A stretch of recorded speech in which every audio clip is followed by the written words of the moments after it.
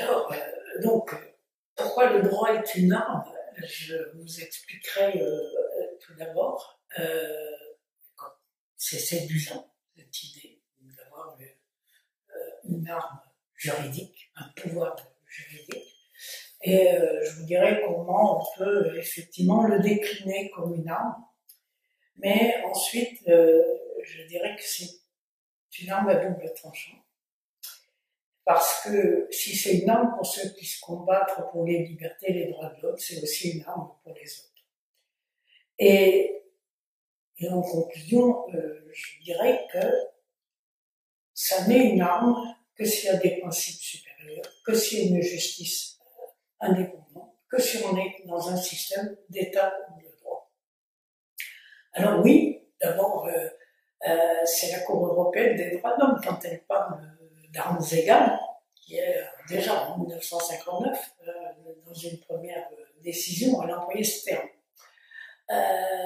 Bon, et c'est devenu un peu un lieu commun de parler d'armes du droit. Et nécessairement, moi, quand vous m'avez posé la question en tant que militante du droit, tout de suite, j'ai dit, ben oui, c'est une arme. Et puis, bon, j'ai dit, certes, Pascal a dit ainsi que nous pouvons faire que ce qui est juste fut fort, on a fait que ce qui est fort fut juste. Bon, ça ébranle un petit peu. Mais Machiavel disait qu'il y avait deux manières de combattre, l'une par les lois, l'autre par la force. La première sorte est propre aux hommes, la seconde est propre aux bêtes.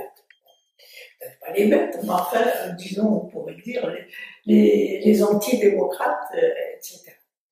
Et il ne faut pas oublier aussi que, quand même, jadis, très lointain, il y avait les ordelles et que le juge était l'arbitre d'un vrai combat. Là, on est dans un combat juridique, mais il était... Donc, c'est pas extraordinaire. Bon. Et c'est vrai que le pouvoir juridique fait partie du pouvoir démocratique. C'est ce pouvoir qui est donné aux citoyens de contester les décisions, de faire valoir devant un juge que telle ou telle loi n'est pas conforme à la Convention européenne des droits de l'homme, maintenant de faire élever une question devant le Conseil de la CPC, la QPC, pardon, la QPC devant le Conseil constitutionnel, donc de plus en plus ce pouvoir juridique, c'est-à-dire de contrôle du pouvoir exécutif et législatif est offert aux citoyens, et on peut dire qu'il y a vraiment une augmentation de cette arme du droit qui est très importante. Mais on peut se demander finalement qu'est-ce que le droit? Est-ce que c'est la loi ou est-ce que c'est autre chose? Ce qui conduit à une réflexion qui me paraît tout à fait d'actualité dans les débats que nous avons.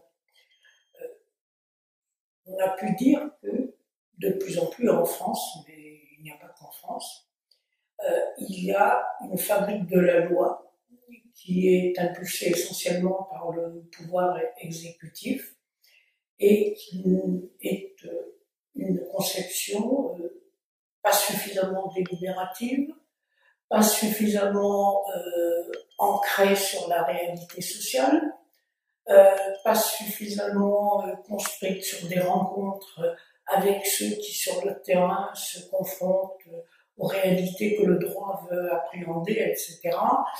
Et bon, sans faire un plaidoyer contre la dernière réforme de la justice, on ne peut pas dire que cette réforme a été faite avec un approfondissement de ses conséquences.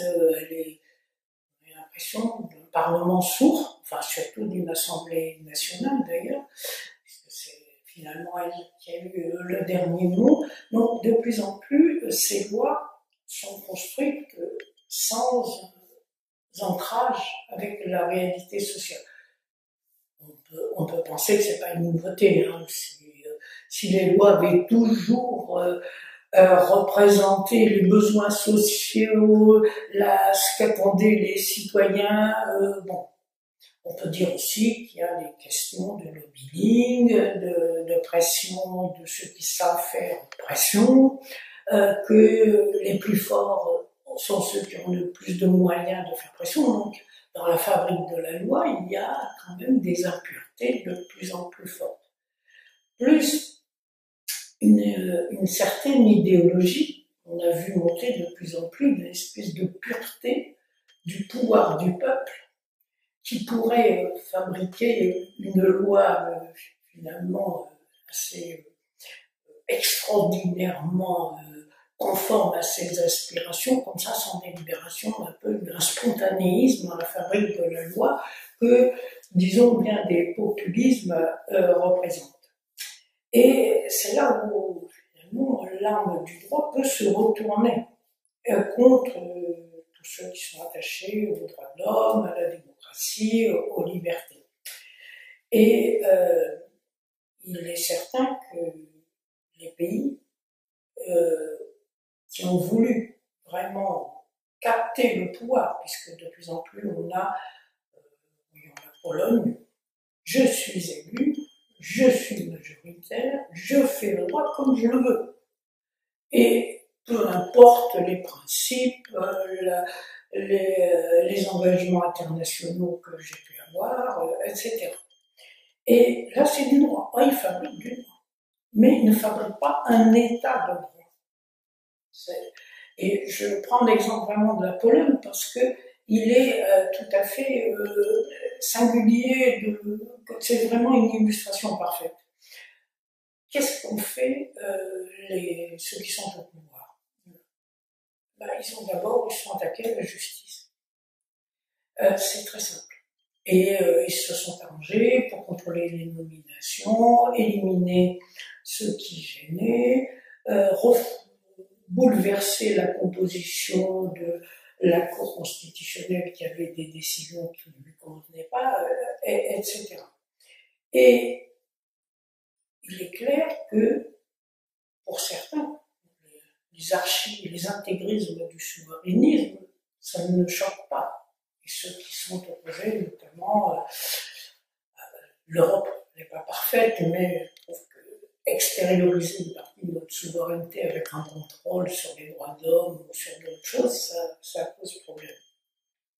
Donc, dire que le droit est une arme, ça n'a de sens que s'il y a vraiment une justice indépendante, impartiale, en capacité de dire que le droit qui est fabriqué, qui est produit, n'est pas conforme à des valeurs supérieures, car, sans faire aussi de rappel historique par rapport à l'Allemagne, il peut y avoir aussi des débordements liés à des circonstances économiques ou à beaucoup de choses qui fait qu'à un moment donné, une partie de la population, en toute bonne foi, ne peut rêver que d'un sauveur qui va les sortir du marasme dans lequel ils sont.